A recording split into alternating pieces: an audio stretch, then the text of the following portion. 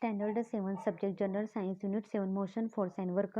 मागील पाठाला आपण distance and displacement, speed and velocity हा घटक पाहिला. आज आपण average velocity and instantaneous velocity and acceleration हा घटक पाहणार आहोत. Average velocity and instantaneous velocity, सरासरी वेग व तत्कालिक वेग. The velocity of an object can change even while it is moving along a straight line. एखादी वस्तू सरळ रेषेत जाताना सुद्धा तिचा वेग बदलू शकतो. Suppose that the truck is covering a distance of 40 kilometre from A to D in a straight line, that is it's displacement will be 40 kilometre. उदाहरणार्थ एक ट्रक ए या ठिकाणापासून डी या ठिकाणापर्यंत 40 किमी सरळ रेषेत जात आहे, म्हणजेच AD एवढे विस्थापन होईल.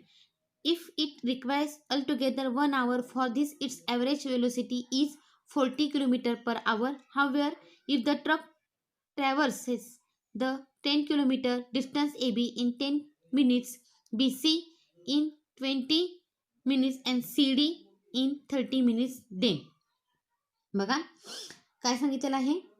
त्याला लागणारा एकूण कालावधी जर 1 तास असेल तर त्याचा सरासरी वेग 40 किमी तास इतका होईल. परंतु AB 10 किमी अंतर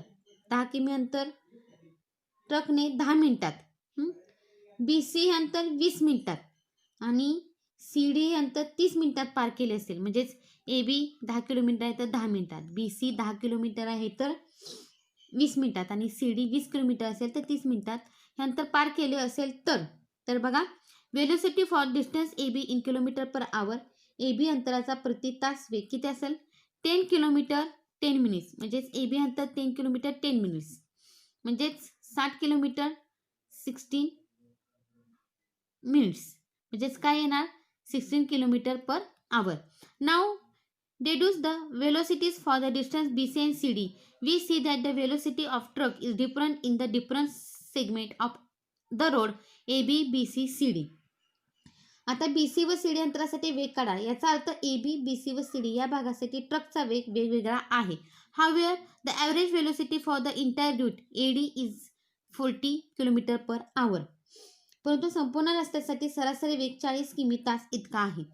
The velocity of at a particular moment of time is called the instantaneous velocity.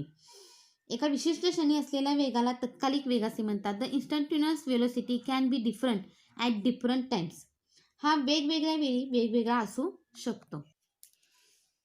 Acceleration म्हणजे त्वरण. In the previous example, the truck covered the distance AB at the velocity of 16 km per hour. BC at 30 km per hour and CD 40 km per hour. मागील उदाहरणात AB अंतर ट्रकने 60 किमी तास इतक्या वेगाने तर BC अंतर 30 किमी प्रति तास इतक्या वेगाने पार केले व CD अंतर हे 40 किमी प्रति तास वेगाने कापले आहे. It means that the velocity for the distance CD is greater than the velocity for the distance BC. म्हणजेच BC या अंतरासाठीच्या वेगापेक्षा CD अंतरासाठीचा वेग जास्त आहे. From the number of seconds required for this change in velocity to take place, the change in velocity per second can be deduced. This called acceleration. What is the cause of acceleration?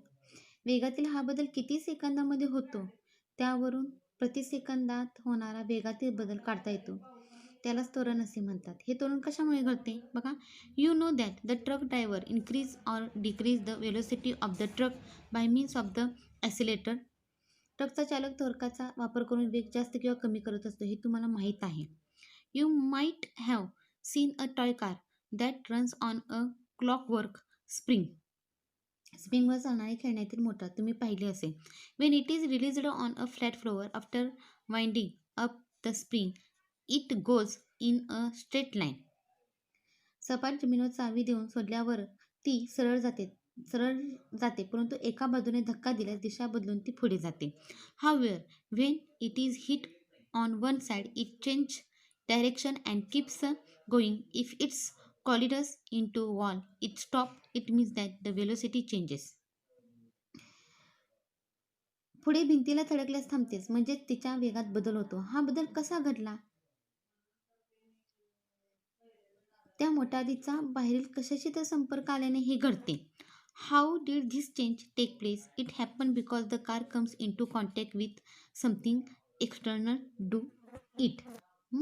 बरोबर आहे. म्हणजे मोटारीचा बाहेरील कशाशी तरी संपर्क आल्याने हे घडते. On a football ground, how does the direction of the ball moving in a straight line change?